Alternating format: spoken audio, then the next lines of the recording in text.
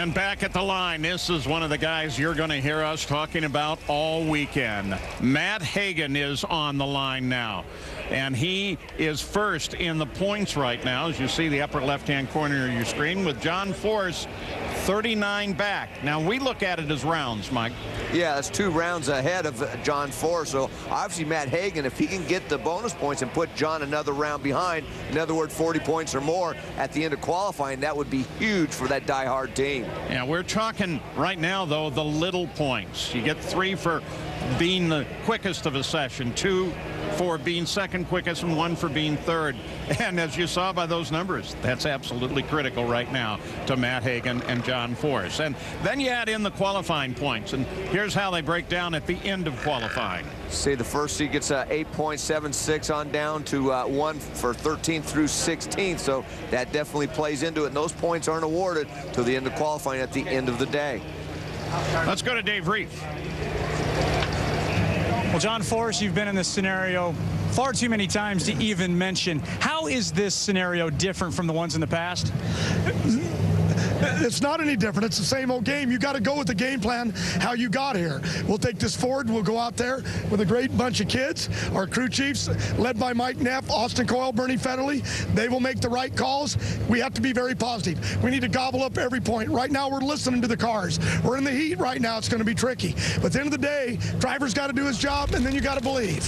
You got to just believe you can do it. And sometimes your old hot rod makes magic, even when it's over 100 degrees out here. And we're going to need a little magic if we're going to get this Hagan kid.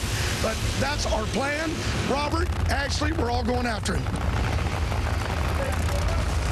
So can Matt Hagan give Don Schumacher his second ever funny car championship as a teen owner. He won the championship with Gary Selzy. That was in 2005. Justin Schriefer is in the other lane. And look at this, qualifying. During the countdown, well, Matt Hagan on those little points, the bonus points, look pretty good. Yeah, that's the key, the 25 versus the 13 right there, bonus points. So even though Matt Hagan has 2 #1 qualifiers, John actually has a better qualifying average. So that means John normally has a fairly consistent race car in qualifying. But right now, Matt Hagan, one of your first pairs out, that's because he did not get down the track in yesterday's session. We heard Tommy DeLago in his interview with John Kernan talk about being too soft. It went out there and rattled the tires. It lost that contact area and spun the tires. So the cure for that is get a little more aggressive with the tune-up.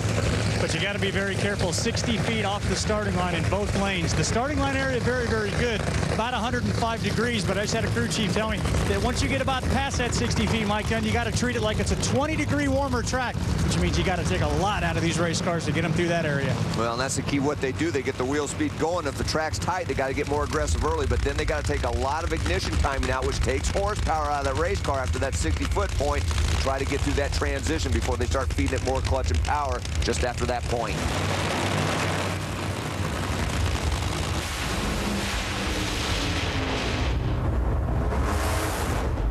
For Schriefer, Nice it went run. away immediately. A 413, 288 miles an hour for Hagan. I'm timing on it, but it's still slippery down there. And right now, I mean, it was like, fuck off, I thought it was going to blow up on me. right now he sits as the quickest of the session. That's worth 3 points if he stays there. There are a lot of cars back in the staging lanes.